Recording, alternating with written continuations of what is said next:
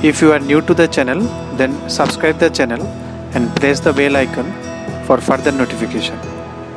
Okay students, welcome to lecture 12. So for metallic fault, because we have considered till now metallic fault, no fault character. Metallic fault, solid fault means ZF is 0. No fault impedance, it is direct dead short circuit. It is directly going to the ground. No ground resistance is 0. So fault characteristics of line is a straight line. We have seen this is a straight line with a slope of omega L by R, where L and R the per unit resistance and reactance. Now for non-metallic field, what we will think, what it will be? It will not be a straight line, it will be a little bit area in Rx plane, depends on the value of the impedance ZF. If you see this one if you see here, you will understand this one. Now for suppose I have considered fault impedance is this much, R dash and X dash. So this will be, if you take the impedance, this is my line impedance and there is a fault. So this line impedance will also come, and that fault, this, if you take KVL here, so it will be ZL plus ZF. So both these will be added. So if you add this one, so the original R, it will be fault resistance will be added, and original X, the fault reactance will be added, because in complex number real adds and imaginary adds. So if you draw it here, this was my original fault characteristics with ZF. So R will be also increased a little bit. So every positions R will be increased. So whatever R here, little bit R more. Whatever R here, little bit R more. So you will get this. Similarly, your X will also increase. Let me draw it freshly. Suppose this is your original transmission line, this one, only ZL. So if you add little bit R more, so suppose you are 0. So if you are adding R, so you will reach here. If you are here, then you will reach here. If you are here, because everywhere you are adding R, so you will reach here. So your line becomes this much. If you add X, so here if you add X, it will reach here. Here if you will add X, it will reach here. Here if you will, so everywhere it will be. So it will be a zone now. So this becomes your fault zone. Anywhere in between this, the fault can occur, because your RS dash and X dash, this fault impedance can change. So you can go up to here also, you can go up to here also, you can go up to here also. So here also you can go. So you can see, if you add R, so if it is going in this direction, if you increase R, means if you are adding your fault impedance as purely resistive, then you move this. If you add it purely reactance, then you move up. So you will get this type of characteristics. So this is the fault characteristics with ZF. So generally your arc or insulations, flashover, these are resistive in nature, which are very common. Flashing, insulation, flashover or arc, these are highly resistive. Inductance is very less. So what will be the case in that case for non-metallic? Okay. So this is your original line fault characteristics. So R will be added, because this type of faults, arc and insulation, will give more resistive. Your ZF will be R only.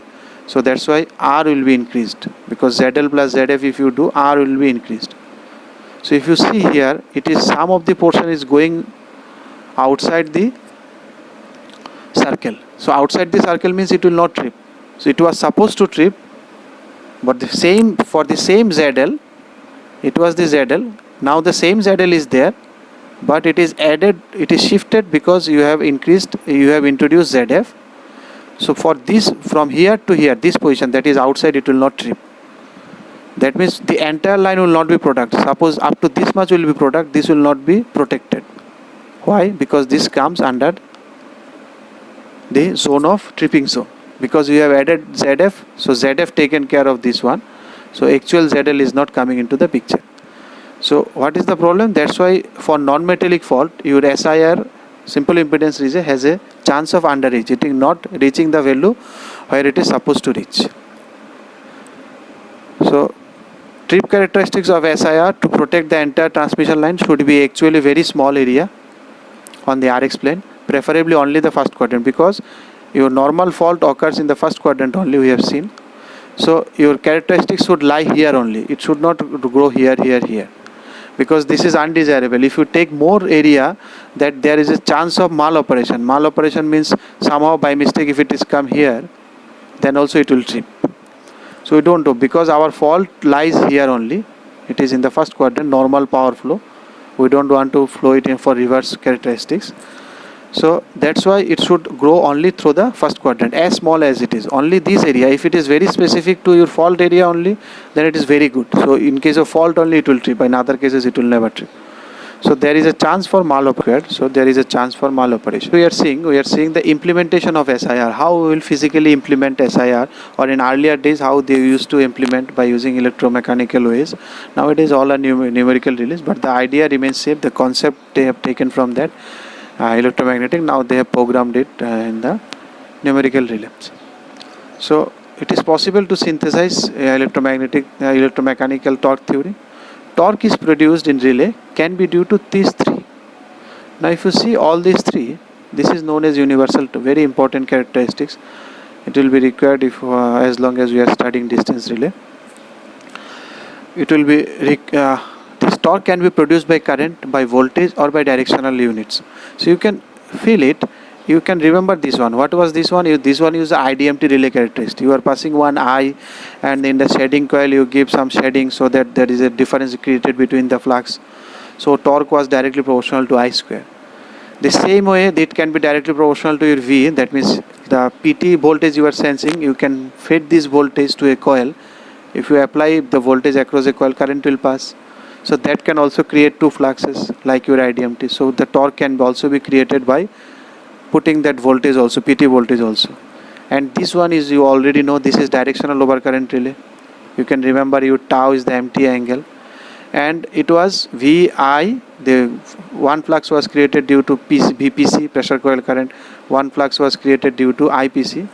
Two separately they are creating flux, and the angle between them was theta, but it was phi 1 phi 2 sine alpha.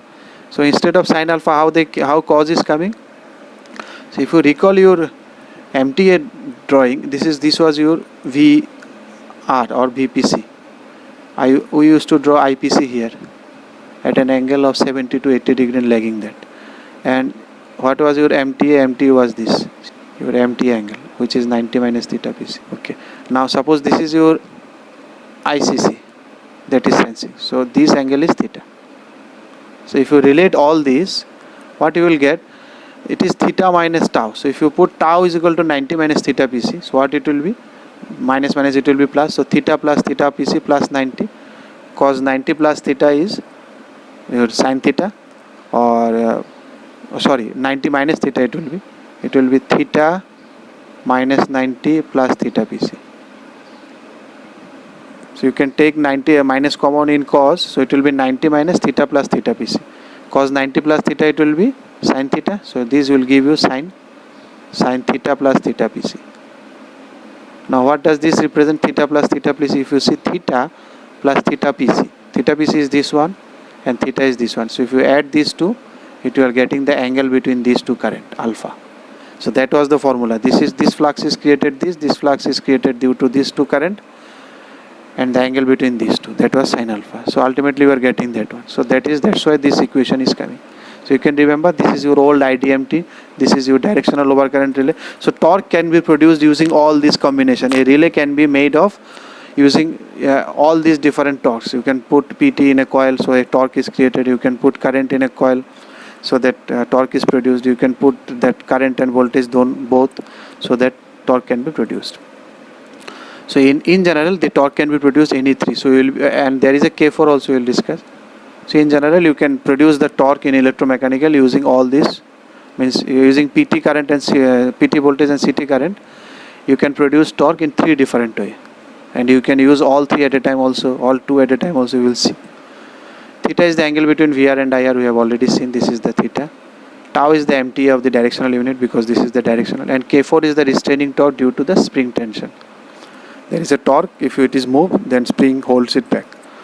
But the spring torque is very less.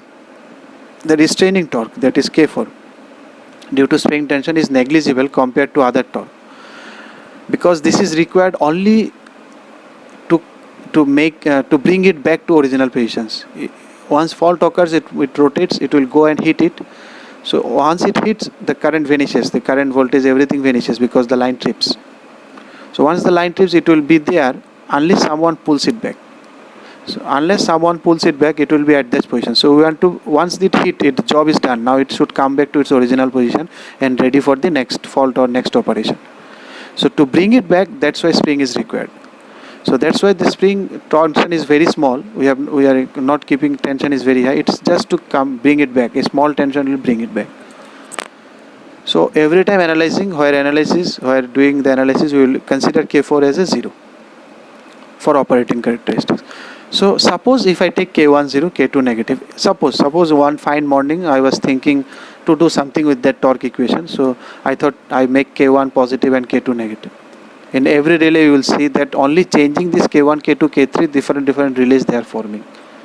So if I take K1 is positive, K2 is negative, so it will be, suppose my torque is created by using these two and these two are 0. So what is torque? Torque is this plus this, because K2 is negative, so this is negative. So once the torque is positive, that means it will rotate. So when it will be positive? When this is greater than this. Okay, if this is greater than this means if you divide K1 by K2, IR goes that side than this. So what is ZR? ZR is VR by IR, nothing else. So ZR is VR by IR, which can be nothing. If you take square root, it is nothing but less than equal to K1 root K1 by K2. Now K1, K2 are the constant that depends on us. How your K1, K2 depends on the construction, how it is directly proportional to that, how much phi it is producing, what is the core mechanism, core we are using, what is the core strength so that the flux can come out of it, how much flux can come out. So all these are, what is the shading you are doing so that the phi can be increased or decreased. So K1, K2 in your hand while you are construction, where you are doing the constructions. These are spring constant, these are constants, ratio constant. That depends on us, construction. So if you make it equal to, you do the construction in such a way that equal to ZL, then this represents the same torque equation. You see ZR less than equal to ZZ, then torque is positive. So what does this represent? This represents the trip characteristics of SIR. SIR characteristics is simple like that. If your measured value is less than this, then torque should be produced. So same thing is happening. So this is the same trip law of SIR. That means SIR can be implemented using this. So hence the operating torque is proportional to relay current. The positive torque that you are giving is proportional to your relay current. And who is restraining it? The negative quantity. Negative quantity is holding it back. So that's why the restraining torque is produced, because this is negative. You can see this one is positive. Torque due to IR is positive, and torque due to this. This is moving it forward and this is pulling it backward. So operating torque is proportional to relay current, restraining is proportional to torque. So SIR can be, you can think of SIR, it is overcurrent relay, because overcurrent relay, who drives it? Current drives it, I. So it is also driven by current, but here voltage is a constant. You are holding it by V. So V is giving negative torque, I is giving positive. So it is a overcurrent relay with voltage constant. You can also think it in this way. A simple construction you can feel in very old constructions. These are all absolutes now. Suppose a beam is there, it can move either way, this way, this way. It is holding on, it is lying on that hinge. So you put a current coil here. So if current exceeds it, it will pull it. If you pull it, it will go up and then it will hit the trip. You put a voltage coil so that it pulls here. So this will give you positive because you are pulling it here. So because the movement, upward movement is positive for me, because that will drive me to trip. And this is negative because it is pulling it negative. So you can see I is positive here and V is giving negative here. Because I will pull it up, more I will push it. More I will push it towards the trip, and more V will pull it so that it doesn't trip. So there is always a tussle between these two. So if this wins, then it trips. So if you see I is greater than your V, the torque produced by I is greater than V, then only the torque is positive. So this is known as balanced beam sample. So this is all about your SIR. If you like the video, then press the like button and please give your valuable comments in the comment section.